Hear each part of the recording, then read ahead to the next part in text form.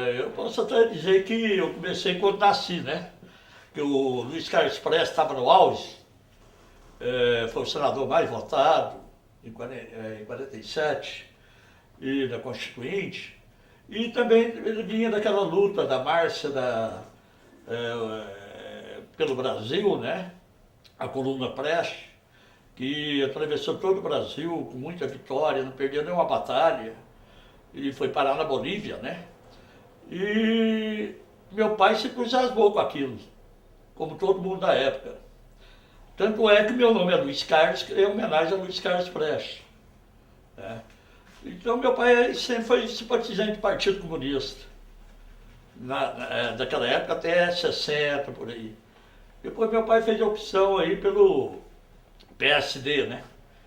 E sempre acompanhava ele, mas ele gostava de política, do Juscelino Kubitschek, daquelas eleições, tudo.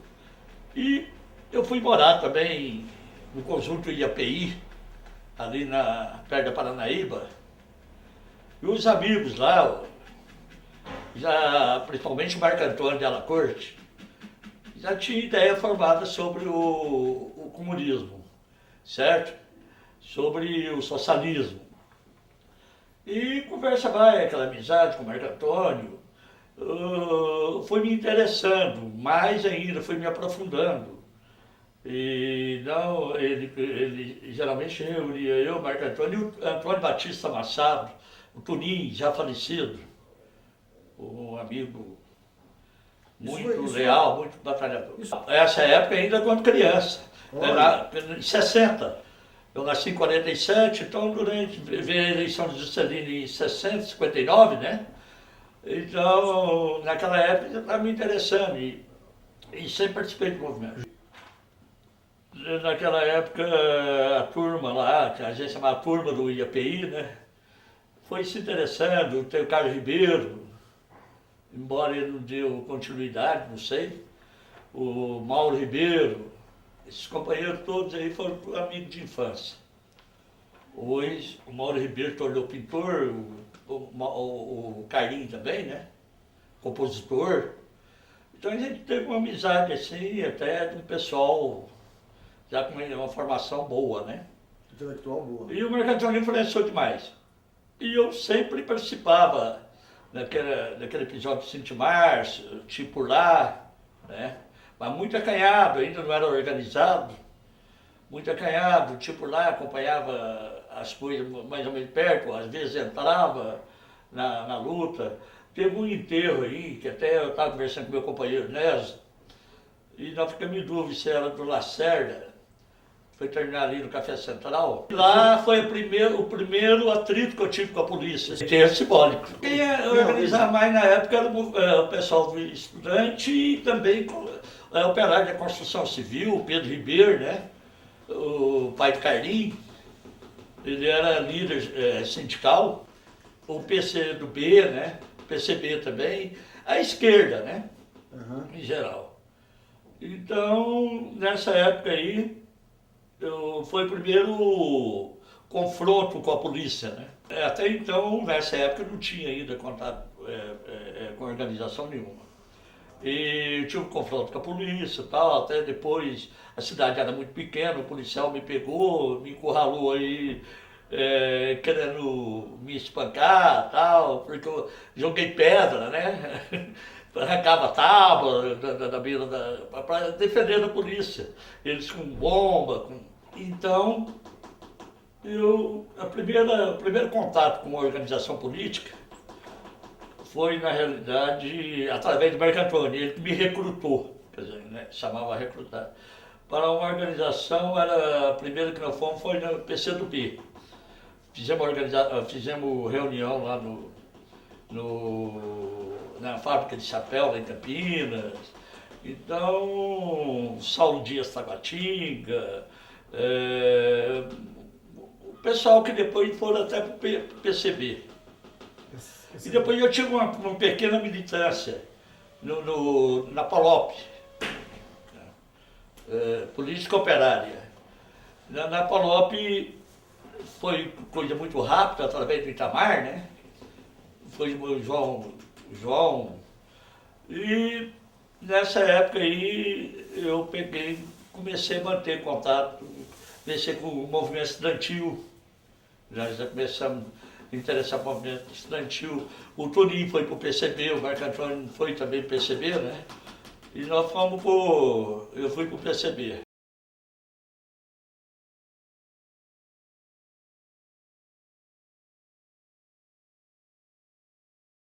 A Fábrica de Chapéu era um lugar que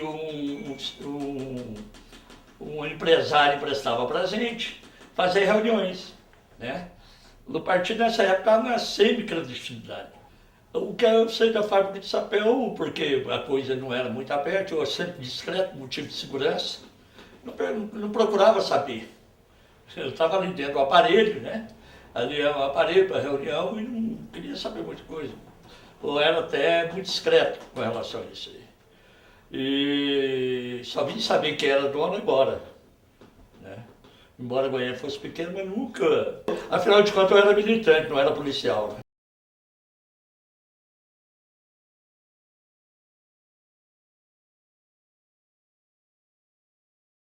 Então, nessa época já veio o golpe, né? Eu fui para a praça, lá para a Praça Cívica. Agora eu não estava. Eu trabalhava, já trabalhava na época, né?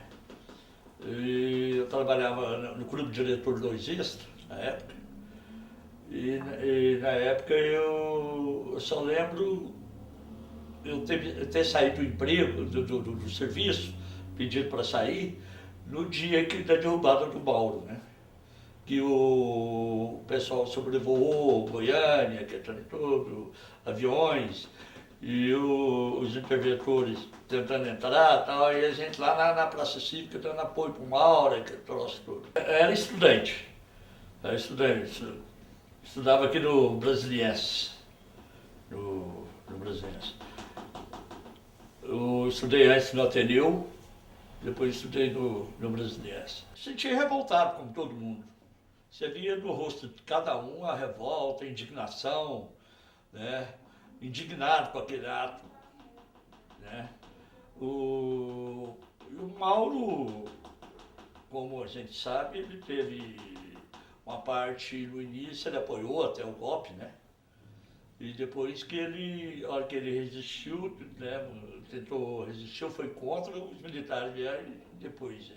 Mas foi um momento, a praça estava lotada, a solidariedade foi muito grande. Para o governador. Nacional. Tanto é que o pessoal carregou o Mauro Borges no braço, né? Eu posso eu era muito magrinho para carregar ele, né? Mas apoiei esse ato, né? Acompanhei até onde foi. Então foi realmente um negócio, o povo ficou muito indignado, sabe? E daí para frente parece que aquilo para mim serviu para firmar e tomar mais consciência. Comecei a ler livros, teve alguns livros que inspiraram aí, que me ajudou, né?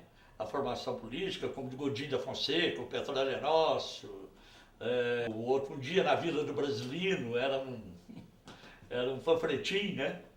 Um dia na vida do brasileiro acordava já escovando dentro com colinos, e tudo americano, a vida todinha, da hora que acordava até dormir, com produto americano, multinacional, para mostrar a influência americana muito grande no país.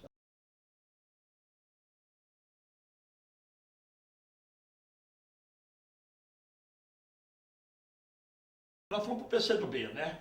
Depois do PCdoB, nessa época aí já estava militando, mas não muito enganjado assim no PCdoB, mas já era, já participava de reunião do PCdoB, algumas reuniões. É como eu disse, na época era sempre legal, né? Não tinha, não era aquela clandestinidade que nós enfrentamos depois do golpe, né?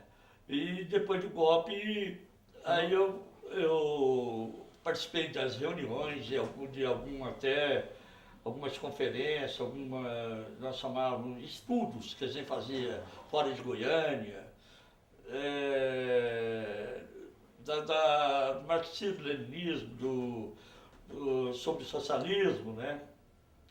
Então fomos aprofundando mais.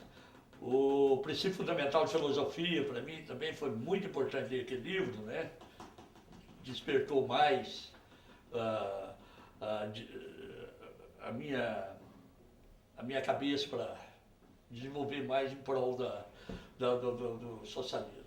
Então tivemos entre os próprios amigos lá, nós reunimos e formamos uma base do PCdoB, é o que o Marco Antônio falou.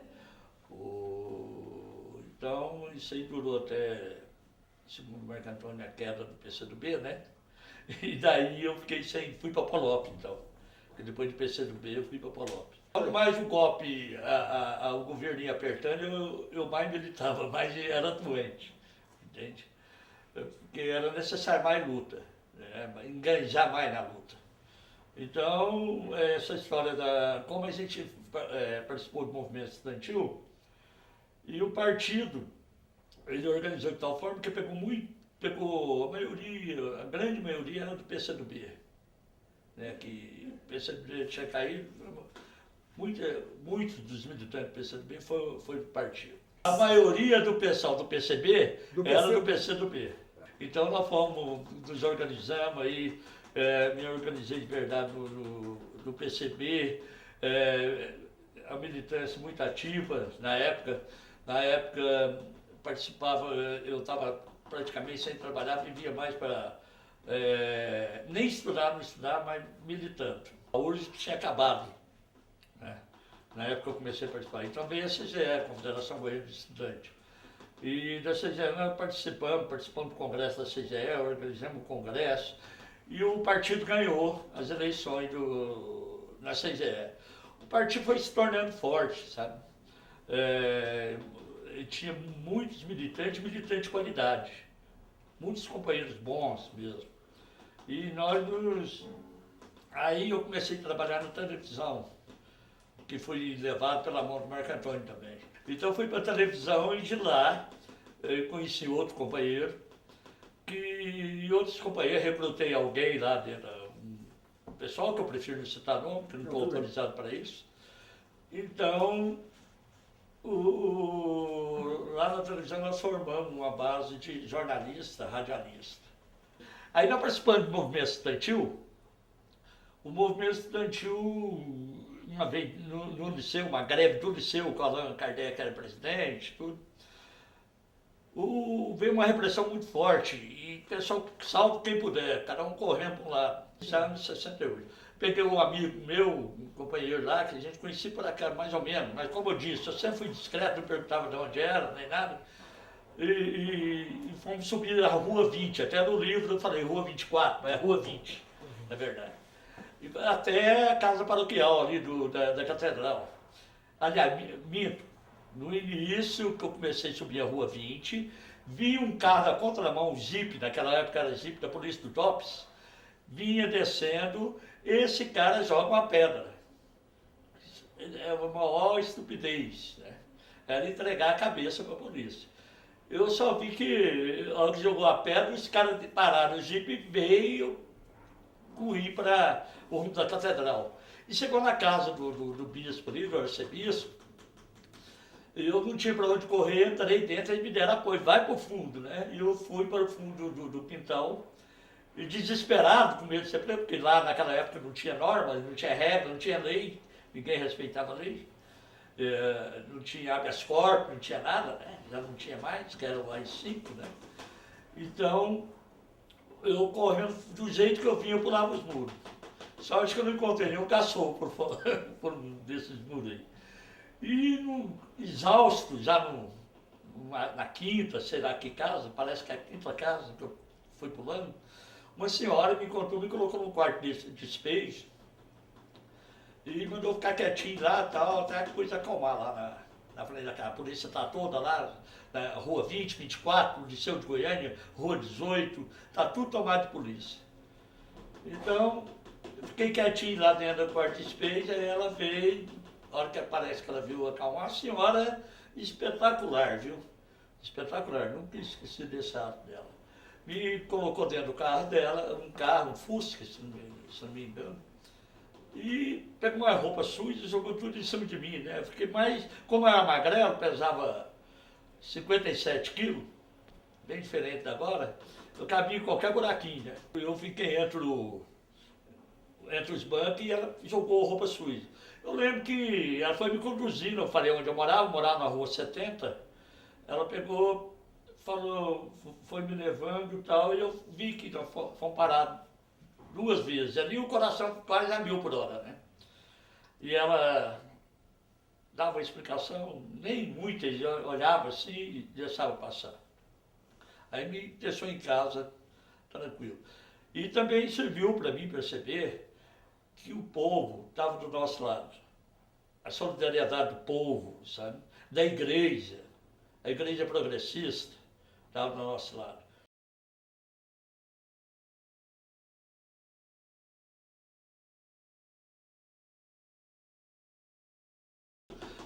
Isso sempre foi uma monstruosidade. Então isso foi... Aí começou a cair gente, foi preso. Uns companheiros nossos foi preso em 69, Marco Antônio, Leonice, da CGE. Inclusive nós tivemos uma reunião que era para intensificar até a panfletagem, intensificar o pensamento que a gente vinha fazendo, a luta nossa, intensificar, para demonstrar que vocês não tinham culpa, não era nada do que desviar a atenção deles. E que não tinha caído o partido. Entende? Desviar, nós sempre com assinatura do PCB. Entende? E que eu senti todo mundo solidário, né? Super solidário. Eu recrutei até minha irmã na época, para quando você estava preso, não sei se você lembra, para levar documento dentro de CEPAI. Porque quando o Marco Antônio, o Leonice, Turim, o Paulo Silva de Jesus, esse povo estava preso, minha irmã ajudava a levar documento lá. E eu de vez em quando ia lá ver eles, que não podia me expor muito, mas eu fui lá. E levar documento também, para Voz de Operária, né? Levar artigo para a Voz de Operária. As próprias, em 68, tudo, as greves, do movimento estudantil, do negócio da coisa, mas eu era discreto, eu era cameraman. Então eu tinha trabalhava 6 horas tranquilo, o resto do dia tranquilo, né? Tinha meu tempo para meditar. Né? E não envolvia, não levava nada para a televisão, nem. Então o único trabalho que eu fazia dentro da televisão era com os companheiros, tentando, como eu recrutei alguns companheiros da televisão, certo? Para o partido. Onde nós formamos uma base de radialista. Foi quando foi a TV Goiânia, na época, se chamava Goiânia, foi a TV Anhanguera. De lá nós formamos na TV Brasil Central, não tinha ninguém não, eram 3 emissoras só na época.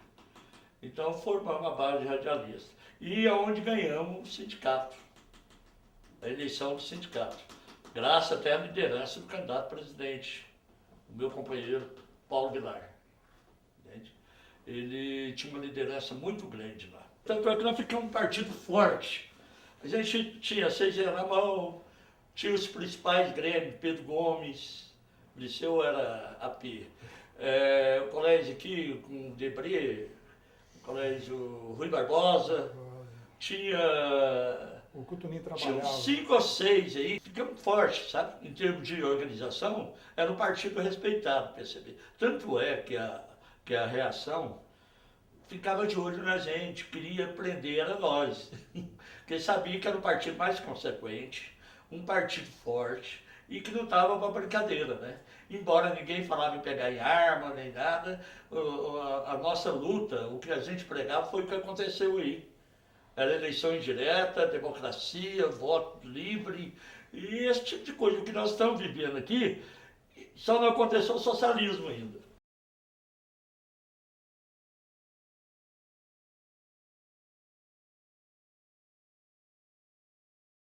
Eu participei do Agipróprios, então era reunião constantemente, só jornalista e tal. Eu era um dos responsáveis pela gráfica do partido, e que a gráfica do partido ficava na chácara do mesmo dono, na chácara do dono da fábrica de chapéu. Esse companheiro é um companheiro espetacular, sabe? Era um espanhol, uma pessoa, dava apoio pra gente em tudo, não tinha medo, sabe? Então esse companheiro, eu e o Ismael Silva, tomava conta da gráfica. Tinha um jornal impresso aqui. O nosso era mimeografado. A gente mandava artigo para a Voz Operária. Tanto é que pegava artigo do CEPAI, do pessoal que estava preso, Estava preso, mas estava escrevendo, tinha reunião lá dentro, do CEPAI, né? Continuaram militando normalmente lá dentro. Né? Eles vieram de Juiz de Fora e foram para o CEPAI. Aí, como era da Ziprop, eu tinha que ter uma militância, né? Era uma tarefa que o partido tinha me dado. Então eu tentava, tentava no noticiário da televisão pôr alguma coisa, na Folha de Goiás, que era da mesma empresa minha, tentava pôr alguma coisa. Então estava ali constantemente, tentava driblar a censura. E com isso, né, com o meu desempenho na televisão, me deram lá o cargo de diretor artístico. Né? Que diretor artístico, naquela época a televisão era mais ao vivo, mais cuidar dos programas, filmes, programar filme e tal. E eu era sediado todo dia, a censura estava lá. O Ivani, que era o diretor da censura, e eu, naquela minha, tentar fazer boa política de boa vizinhança com eles e até gostar de mim.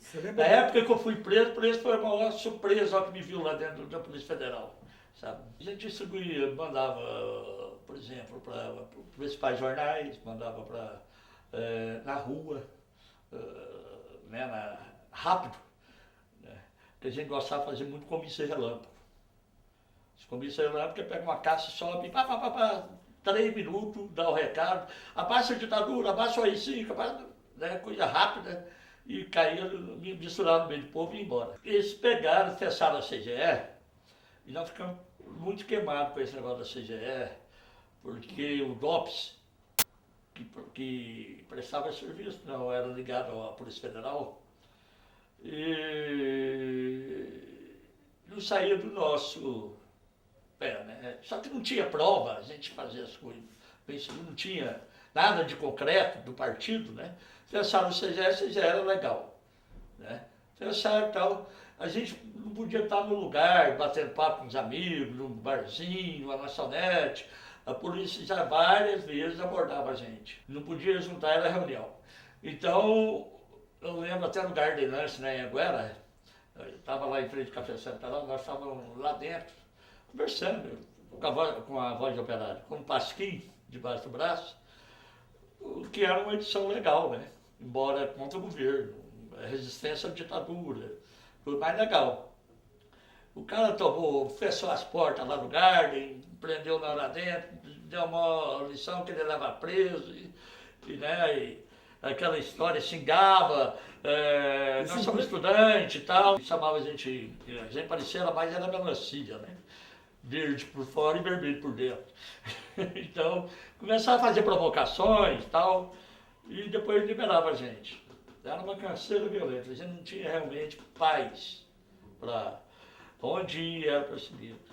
E eu, nesse negócio da polícia da televisão, eu tive de me afastar um pouco, eu tive atividade da televisão, né? Mas continuei militando no sindicato. Eu era radialista, eu era tesoureiro do sindicato. E o Paulo era presidente, e o outro companheiro lá da televisão onde eu trabalhava, o Dairana, era secretário. Então a gente militava lá do sindicato e eu mais enganjado na televisão, que era importante, no meu entender, não questão salarial, que me deram o cargo e não aumentaram o salário. Era questão mais estratégia. Tá ali que eu sabia de tudo. Por exemplo, tinha um 7 de setembro, o Marco Antônio era da Câmara. Ele ficava mostrando, por exemplo, a repressão lá, o Marco Antônio em cima da Câmara. Puxava o Zul da Câmara mostrando o aparelho da repressão, as armas, tudo. E eu mandava o diretor de TV, corta, põe no ar, para mostrar, denunciar o armamento que estava lá, numa passeata não, num desfile estudantil.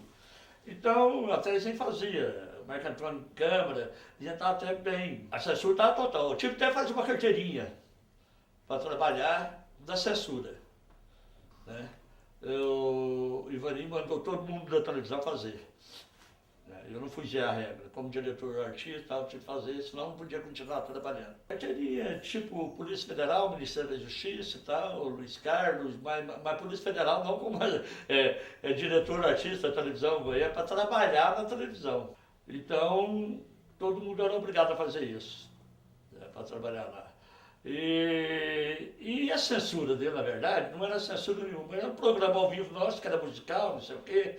E eu, Valtinho, Odilon cantor, né? Fizemos até um programa lá para ver se foi algum conteúdo político de leve, né? Sutil, né? Bem discreto, que chamava As Dicas. Nós colocamos esse programa no ar lá e ele não criou caso, não. Ele era mais censura, papel do filme. Tinha que ficar 10 minutos lá no ar e o locutor lá em cima, que o programa era liberado tudo. Então a censura atuava com a mais besta. Pela forma dos caras, os caras não eram preparados. Não tinha preparo intelectual nenhum para ser censor. Tinha um jornalista que era o produtor e que era da polícia. A gente sabia, mas não falava, né? Sabia que ele era policial, o Brito. Então, a gente sabia disso tudo e então era por eles mesmos que, como a gente pensava em infiltrar dentro da imprensa, eles também pensavam. Tinha um deles lá, né? O contra-informação. Então eu fiquei na coisa até cair, né? E quando começou a cair os colegas, os companheiros aí, foi o Ismael. Detalhe, a gente sabe que a gente, né, dentro da segurança, o comitê estadual, né, o comitê municipal caiu todo.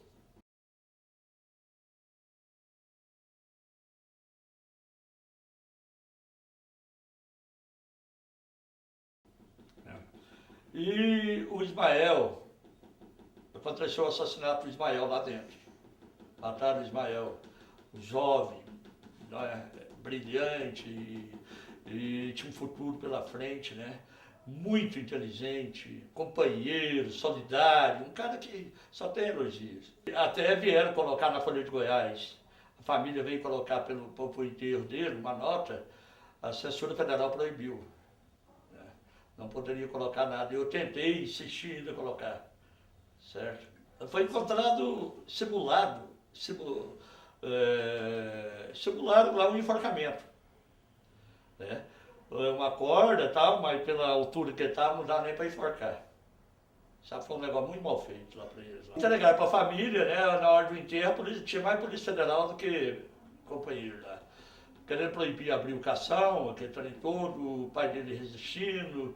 Aí por fim até abrir lá, parece que Dom Fernando mandou tirar, o pessoal da igreja tirou foto, né? Estava com os olhos todos perfurados, unha arrebentada, né? Estava com marca de flagrante tortura. Eu acho que o Ismael merecia ser homenageado de toda forma. Tudo que fizer pelo Ismael é pouco. O Ismael, para mim, foi um herói. Entende? Deu a vida por uma causa. O Ismael foi companheiro, não só meu companheiro, mas como de todos, né? Solidário, segurou as pontas, né? O Ismael, com 17 anos, já estava no comitê estadual, porque ele tinha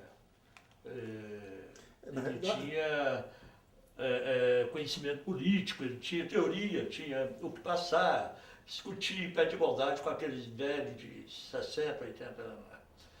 Mas, então, o Ismael, a gente andava dia e noite aí, eu e ele que fazia parte da gráfica, lá, cuidava da gráfica, cuidava da distribuição de panfleto, pensamento. O Ismael não media esforço, sabe? Ele foi um companheiro realmente valor. A gente distribuía as coisas disciplinado ao extremo, porque no partido o que era importante era ser disciplinado. A gente tinha pouco conhecimento da mãe do Ismael, a verdade é essa.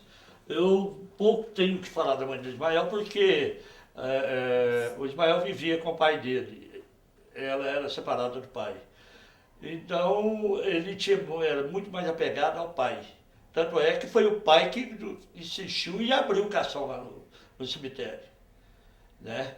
E o pai dele, eu não estava lá, não posso falar, mas me parece que estava disposto a pegar em arma lá e abrir o cação, enfrentar a Polícia Federal. O pessoal que conteve ele. Entende? Por fim, eles tiveram que abrir o cação lá, onde o arcebispo, o pessoal ligado à igreja, tirou foto lá dele, do Ismael, morto, né? Que eles queriam enterrar sem ninguém ver como ele estava. Família, ninguém.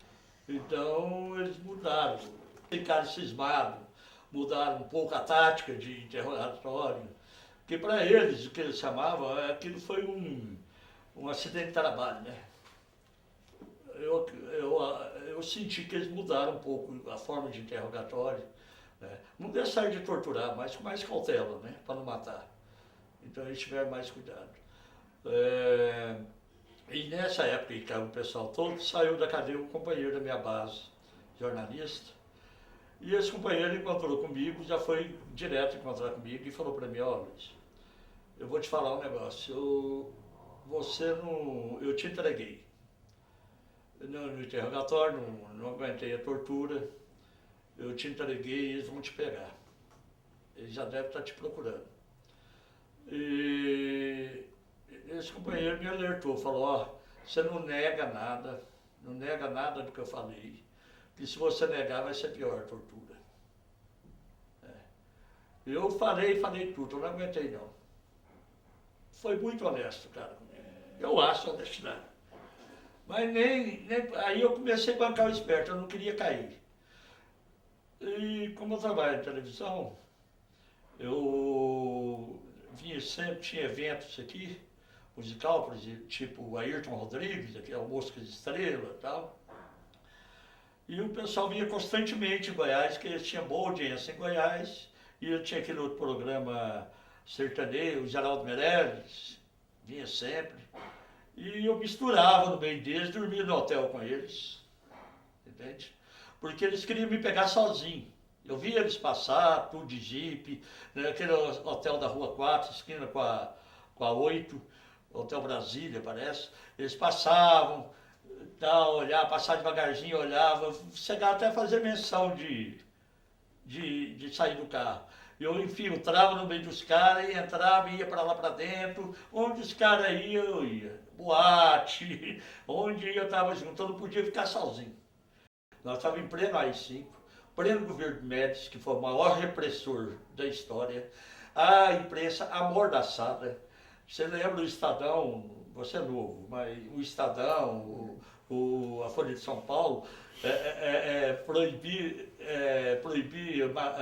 as matérias eram proibidas. Então a imprensa era massacrada, lógico que o pessoal temia, sabia a regra. Né? O cara já tinha uma autocensura, de jornalista na época. Salvo alguns de nomes já, né, que sobressaía na imprensa nacional, ousava falar alguma coisa. Mas aqui em Goiás não. Aqui em Goiás não. Até hoje nós temos, viu, Anjo?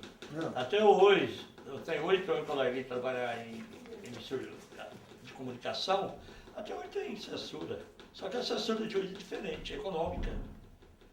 Hoje ninguém fala mal do governo, não. Quando você vê falando mal do governo, o Jornal Nacional falando, o outro falando, você pode ver que, meu filho, que está faltando verba, daí 4 dias começa a falar bem de novo, ó, que os pagamentos são feitos, tudo acertado. A censura hoje é econômica, que eu acho até pior que é a política.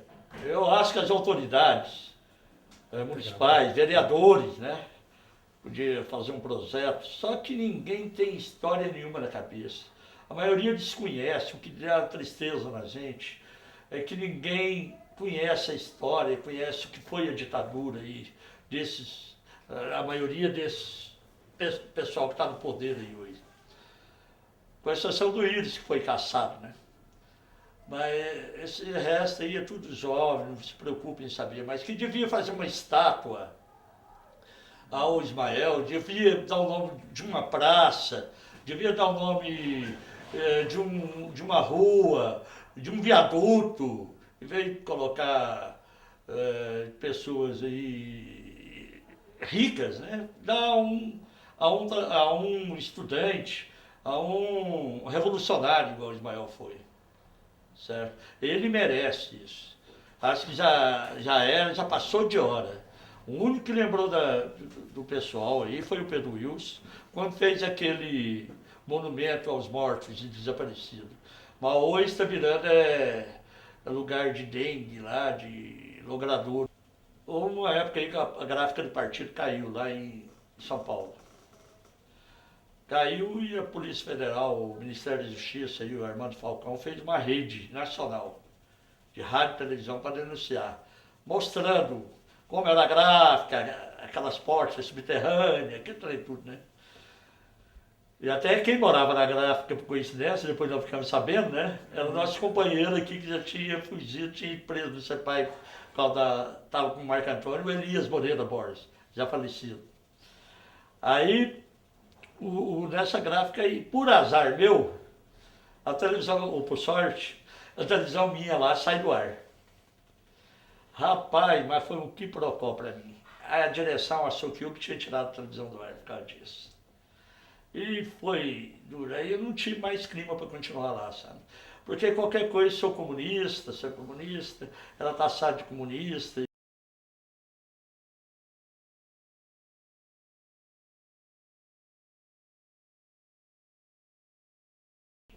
A prisão mesmo foi em 74, fui julgado pelo Supremo Tribunal Militar. Superior Tribunal Militar, Supremo não. Superior Tribunal Militar. E recebi um telegrama para ir, comparecer para o julgamento, né? E nesse. Eu resolvi aí, da cabeça dos meus companheiros, né? E eu também não estava disposto a fugir, não, porque eu tive até convite para fugir. Mas o problema é que meu pai estava doente e a qualquer momento podia morrer, né? Eu não queria, era muito apegado ao meu pai, minha família, mas eu vou enfrentar. Quem está na chuva tem que molhar, né? Fui lá, né? Foi todo mundo absolvido, né? Foi eu e o Luiz de Oliveira Mota, grande companheiro também, já falecido, ficou preso comigo. Nós saímos já do Superior Tribunal Militar preso. E fomos encaminhados, eu fui enquadrado na lei, no artigo 14 da Lei de Segurança Nacional. 6 meses de cadeia. É organizar, formar, incentivar, aquele montão de ar, e vai indo, sabe? Partidos clandestinos, etc. E então, aí nós já fomos direto, já descendo para o subsolo do Superior Tribunal Militar, já acompanhado pela Polícia Federal, e já entramos no Camburão, lá embaixo. E de lá nós fomos direto para o centro de custódia. E lá, desse momento em diante, o trem maneirou, sabe? Mas não desse tem provocações, tudo. Lá no centro de custódia, eles tiraram a roupa, tiraram o cinto, e, como é de praxe, né? Com medo de suicidar, que trem todo. Porque eles cuidaram para não suicidar. Já tinha sido julgado, tudo. Então, ficamos no centro de custódia, fomos recebidos até pelo Ronaldo Biggs. Ronaldo, o que é que você precisa? Eu falei, eu estou precisando de um advogado, né? Você tem quanto? Ele tem 23. Eu falei, tá, arruma um. Me emprestam um indiano, estava lá. Porque lá no centro de custódia ficavam os estrangeiros, estavam esperando extradição. Aquele falsificador de quadro francês, que tomou o remédio na hora de embarcar, né, para não ir. E de lá, ficamos um dia lá, de lá viemos para a Polícia Federal daqui. E na época, era lá em cima da Casa Escola Federal, mas eles não sabiam que eles tinham um escritório na Rua 7, em frente à loja do Natal. O irmão do Marco Antônio tinha uma loja de máquina lá. E o irmão do Marco Antônio viu a gente descendo do carro, tudo lá. Eu ia descendo meio da rua lá, os amados, né, do Camburão. E de lá eles transportaram nós lá para a detenção, ali na Independência. Na detenção, colocaram primeiro numa cela, eu e ele, mas depois já passou por meio de preso comum. No 3 dias passou a gente por meio de preso comum e ficamos lá durante 15 dias. Só que lá com preso comum, a gente era respeitado. Chamava a gente professor, aquele trem tudo. Eu comecei até a querer dar aula de Mobral lá, sabe? Naquela época era Mobral, né? Pedi minha família para levar o livro, né? Para alfabetizar alguém, fazer alguma coisa de útil dentro da cadeia, né? A hora que eu entrei dentro da cadeia, eu pensei que meu mundo lá fora acabou, tem que viver aqui agora. Tem que acostumar aqui dentro. Aí, o que acontece? Fiquei lá no 15 dias lá, a família trabalhou aí e me levou para o CEPAI. Eu ia para o CEPAI, condenado é lá, né? Mas cedo ou mais tarde eu ia para lá. Mas abreviou, porque o CEPAI, em vista da detenção, é um paraíso. Porque a detenção é um inferno. Entende? Era um inferno. Não tinha vaso, não tinha água para você tomar banho. Você tomava banho de vez em quando ia pegar um banho de sol, e quando ele não podia de castigo, comida era dentro da massa de cera parquetina, ia lá e já amassava, parece que eles pisavam em cima da comida, e você era obrigado a comer aquilo.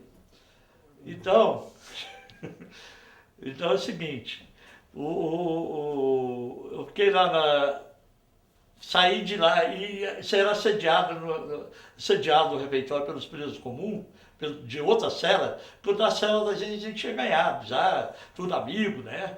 Tchãozinho, eles até falam, qualquer coisa põe a mão na você me fala. E isso já é modéstia à parte, já tinha alcançado uma liderança. Foi eu já. Mas lá no refeitório eu misturava mais, cara que a gente nunca tinha visto. Aí queria levar o tênis, queria qualquer coisa de valor eles queriam. É meu isso aí, ó, pode tirar.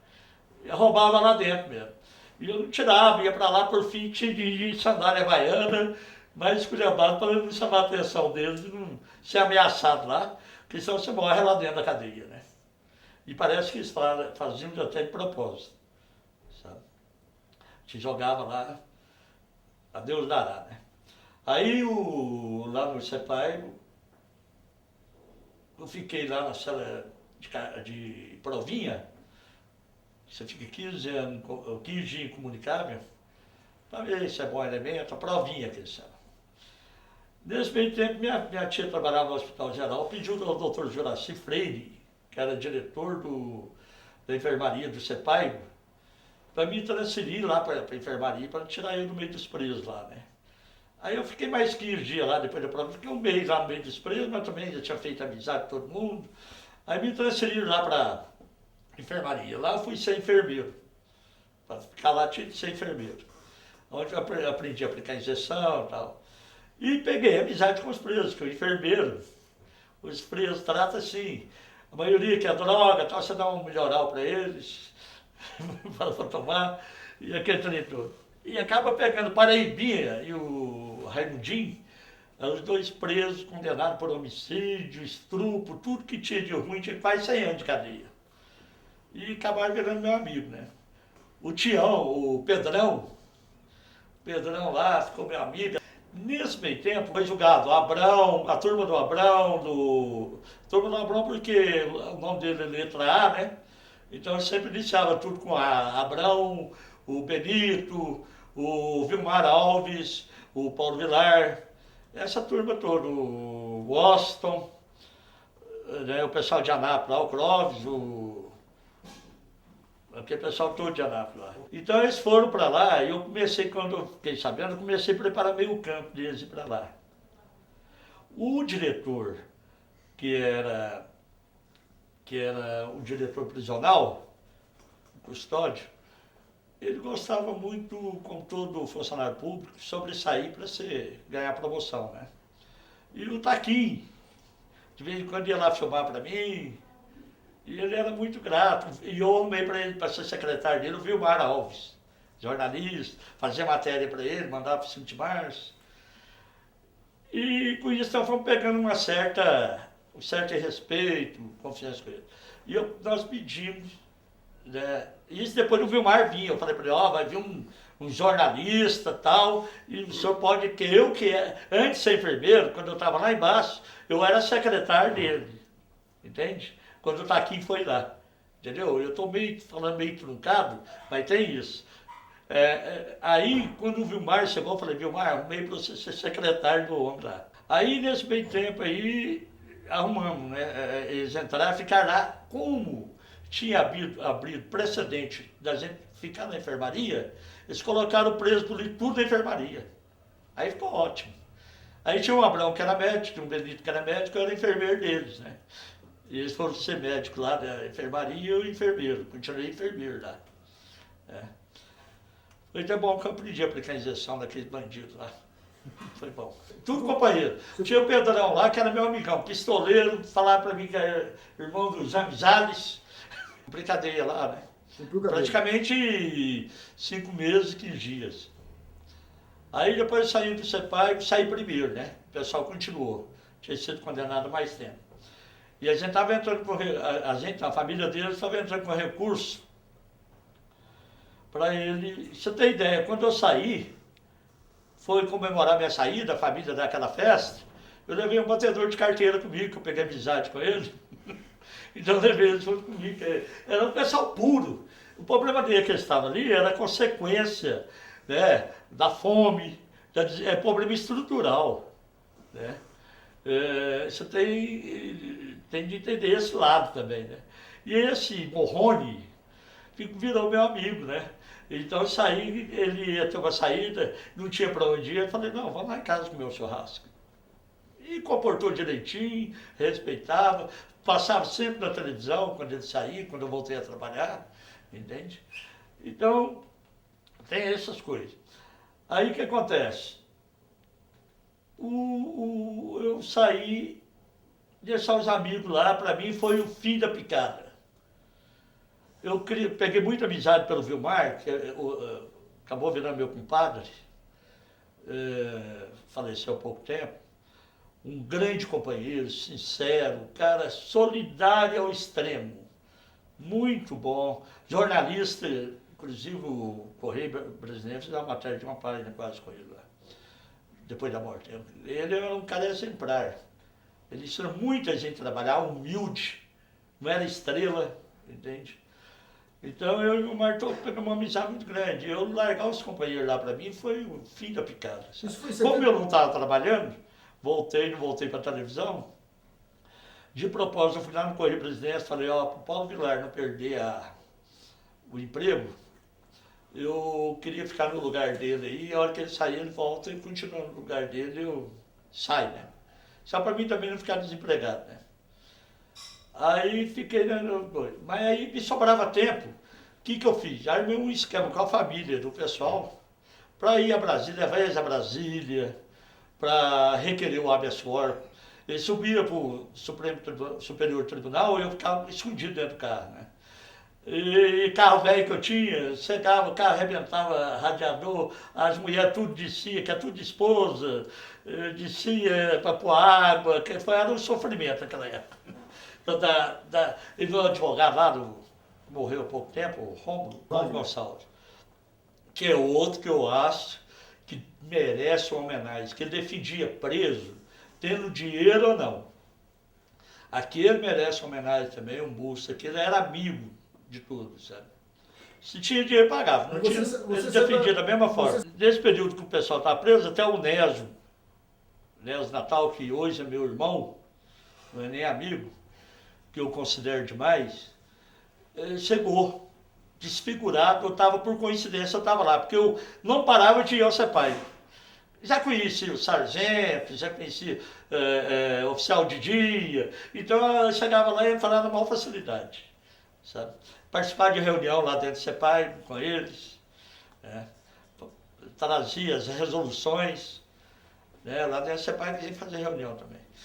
E o Nelson chegou, rapaz. Eu não conhecia o Nelson na época. Quando o Nelson foi embora, assim que eu peguei o embalo na esquerda, no PCB, né? Partido Comunista Brasileiro. E o Nelson chegou, mas eu fiquei impressionado com o estado do Nelson. Sabe, eu lembrei até do episódio do Luiz Carlos Prestes, que estava preso lá, que o advogado dele, Sobral Pinto,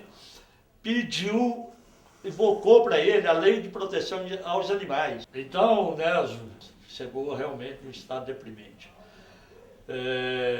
Fizeram uma lavagem cerebral nele, que o homem não chegava falando coisa por coisa. Falava português, falava russo, falava de tudo, menos coisa certa, né? sem querer, devido ao Estado dele, falar mal da União Soviética, falar mal da...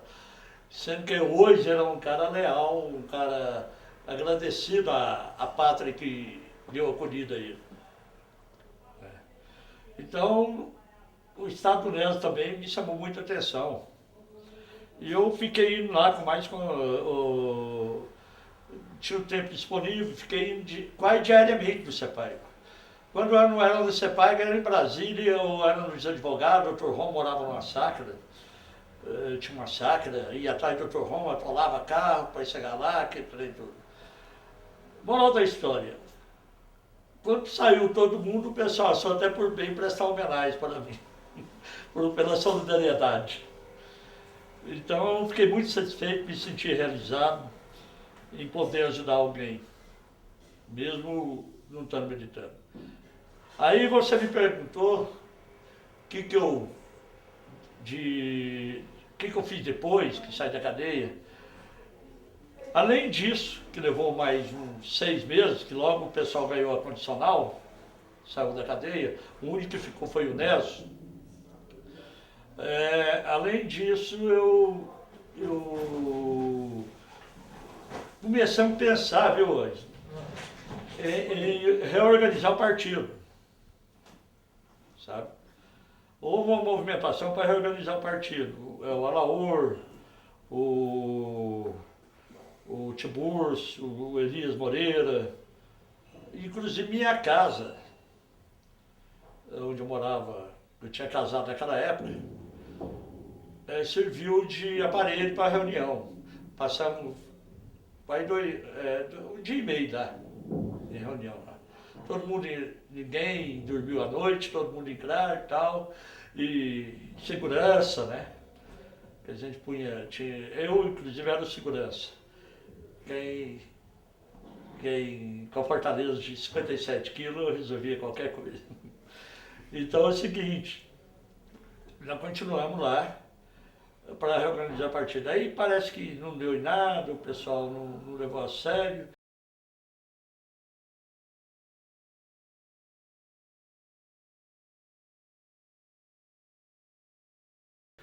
E logo surgiu a anistia, né, do Figueiredo, 79.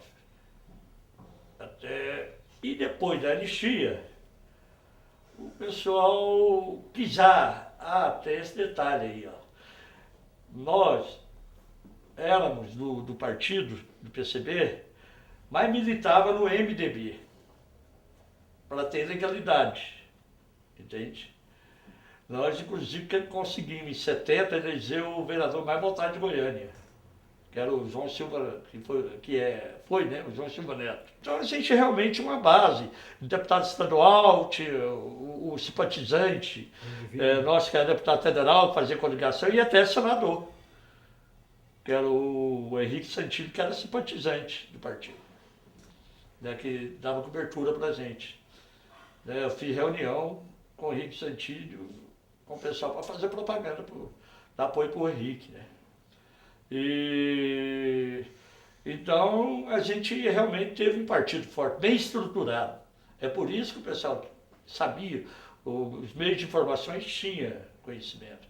E entre nós existia elemento filtrado. Teve um elemento lá, o tal de Truvão, que ele era financeiro, e nós fomos cobrar as finanças dele lá. Nós fizemos uma campanha de finanças para solidariedade ao Vietnã. E fomos cobrar a finança dele, ele ameaçou mandar todo mundo para a cadeia, denunciar nós se a gente quisesse receber. Largamos ele de mão, né? Então tinha esses elementos que a gente não contava, né? Como teve também aquele episódio do pessoal aí da televisão, eles comunicavam que ia ter uma rede nacional e não diziam o que era. Aí está formada a rede nacional, tá, que é vozeirão, e entrava, estão aqui, estava o locutor oficial da presidência da República, né? E pôs cada um para falar, vários goianos, né? Não, fiquei constrangido, triste, né? Por aquele episódio, porque a gente jamais imaginava que ia chegar naquele ponto, o ser humano, que eu conhecia todos antes. Nós militávamos na política estudantil. elementos bons, né, como Alain, né, e eles eram, só que eles eram de outro partido, não era da nossa organização, eles eram da P, certo? Do partido não aconteceu isso, não. Então, eu fiquei constrangido, e foi uma desmoralização para a esquerda, né? Parece que generalizou a coisa, né? Mas, paciência, né? O que a gente não podia fazer nada, né? E nem por isso afastamos, eu sou amigo deles até hoje. O problema dele. Tiveram motivo. Qual foi o motivo, não sei. Se eu tivesse na pele deles, se eu ia fazer ou não. No caso de abrir o útero para tirar a criança, talvez. Mas não sei se chegaria tanto. Não sei. Cada um tem a reação que não vem com negócio de bater papo, eu faço isso, faço aquilo, que na hora você perde a cabeça, fica doido. Entende? Tanto é que até hoje, nós temos problema, né, em particular, que é meu amigo, meu irmão, esse problema da gente ficar, nós somos nervosos, nós não temos estabilidade emocional, tem companheiro que toda hora está chorando, tem companheiro que toda hora, sem mais nem menos, sabe, qualquer coisa está motivado, né? Então, até hoje, nós temos ainda sequelas daquela época. Não, você fala, você é pessoa normal? Eu não sou pessoa normal. Eu já passei na mão de psiquiatra, na mão de psicólogo, já tentei melhorar, entende? Mas não sou pessoa normal. Porque você imagina o medo que a gente tinha de voltar para casa, não sabia se amanhã estava livre, e tinha que lutar, tinha consciência que não podia. Depois que o Ismael morreu, aí que me deu força, entende? Pra gente, que foi revoltado, eu negava coisas que eles já diziam para mim ter falado, mas não sei, entende? Por quê? A gente realmente é um descontrolado emocionalmente. Isso é uma autocrítica que eu aprendi no partido. No partido você tem que ter crítica e autocrítica. E é muito importante o homem ter autocrítica, e eu aprendi. Todos nós devemos reconhecer nossas falhas, os nossos limites, entende? E depois disso aí, ó, a gente continuou, depois da prisão, depois da anistia do Figueiredo aí, eles continuaram nos perseguindo. Tanto é que na minha BIM, que eu peguei agora recentemente, lá que eu fui observado até 88, que eu fazia parte da associação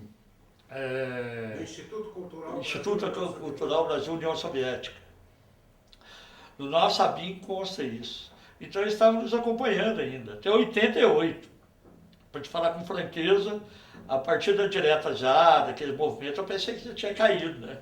Mas não caiu não, o negócio, até a Constituinte, né? Depois da Constituinte é que veio realmente a democracia, mudou, as coisas mudaram, né? Porque até hoje a gente tem pesadelo horrível, eu particularmente tenho, está sendo preso, medo de voltar atrás, né? Coisa que o jovem deveria ler um pouco da história do Brasil para conhecer esses detalhes, para ajudar a preservar a democracia. É como dizem, a democracia é igual ao ar, né? Nós respiramos. Se perde, nós ficamos completamente desequilibrados aí. Então, foi realmente um período triste. Eu levei até hoje, depois da democracia, para os direitistas, sou ainda um comunista velho, né? Há críticas infundadas do direitista, do ditador de Pisama, contra a anistia, né? Contra a pensão que o governo nos concedeu. Sempre que coisa, não vamos entrar no mérito, não, mas eu pergunto a ele se acontecesse com ele a mesma coisa, se a filha dele tivesse se torturado, se invadisse a casa dele, altas horas da noite, sem ordem judicial, se tivesse o mesmo, tivesse a polícia fizesse, o Estado brasileiro fizesse isso com ele, você não ia entrar com pedido de indenização. Aquele de pijama aí, os ditadores de pijama, os torturadores ainda estão soltos aí, que está se discutindo se deve ser julgado ou não, que eu acho que deve ser julgado. O crime não é político, certo? O crime é contra um ser humano, é um crime comum. Devem. A anistia não é extensiva a eles. O pouco que eu entendo de direito, não, dá para perceber isso, está lá, certo? Então, nós estamos esperando hoje até pela justiça, que nós só vamos ser justos, só vamos sentir que fizeram alguma coisa por nós, que reconheceram nós, depois que entregar os restos mortais do pessoal do Araguaia, o resto mortais de muitos companheiros aí que foram mortos com tortura, ninguém sabe, há muita mãe esperando, igual a mãe da mãe do Mirim, que morreu no desastre da rodovia aí, esperando pelo filho, não fechava a porta da casa dela, esperando o filho. Né? Morreu esperando o filho. Né? Então, enquanto não fizer isso, não punir exemplarmente os torturadores, né? A gente não vai se sentir em paz, né? Não vai se sentir tranquilo. Nós estamos sempre ameaçados. Né? O Exército hoje não. O Exército hoje está cumprindo o seu dever constitucional, está dentro dos quartéis, exemplarmente cumprindo o dever, que é defender o Brasil, a soberania nacional, tomar cuidado para a Amazônia não ser invadida pelos americanos, que os americanos já falaram que a Amazônia não é território de ninguém, né? É da humanidade. Então já estão preparando, os Estados Unidos, nós sabemos a história dele, ele é capaz de tudo, de outra guerra, porque ele já tem várias guerras aí, Afeganistão, Iraque, e agora o genocídio que Israel está cometendo, que é um genocídio contra crianças, já morreu 247 crianças lá em Israel, até hoje, dia 15 de janeiro. E ninguém fala nada, ninguém vai contra, ninguém. A ONU, Israel não respeita a ONU, não respeita nada, porque tem um grande parceiro que é o americano está por detrás. O apoio do americano é constante para Israel. Então nós vivemos com essa tormenta toda. Hoje eu estou com a família formada, né? Uma esposa maravilhosa, filhos, né? Tenho 4 filhos, a Adriana, que foi ameaçada, né, na época pelo Exército, hoje está aí, me deu uma neta maravilhosa, que é a Mariana. Então, graças a Deus, tenho a Ludmila, o Rodrigo, a Tatiana, são filhos exemplares, todos formados, consegui formar todos com a ideia meia doida, a cabeça meia ruim, né? Sou ansioso demais da conta, gosto dos trem para ontem, entende? Nervoso demais. E uma esposa que me compreende, né, dos meus traumas, sabe perdoar as minhas deficiências. Então, e um companheiro, né, que sofreu um absurdo, que é o Nésio, que eu saio do lado dele, até hoje estamos lado a lado aí, todo dia, sempre que é possível nos encontramos. Então, realmente, para mim, é um irmão, deu um apoio, me ajudou. Os companheiros lá, na época que ele estava no CEPAC, deu uma ajuda também para ele, os psiquiatras, o Abrão, tudo, que já começou um tratamento lá dentro para ele aqui fora continuar, né? Porque ele estava realmente num estado que parece não tinha como voltar atrás, né? Ele estava uma lavagem cerebral violenta. Né? Então, continuar a vida e estou aguardando aí uma resolução do governo, todos nós estamos aguardando, para entregar os restos mortais do pessoal do Araguaia. É a cobrança nossa aí.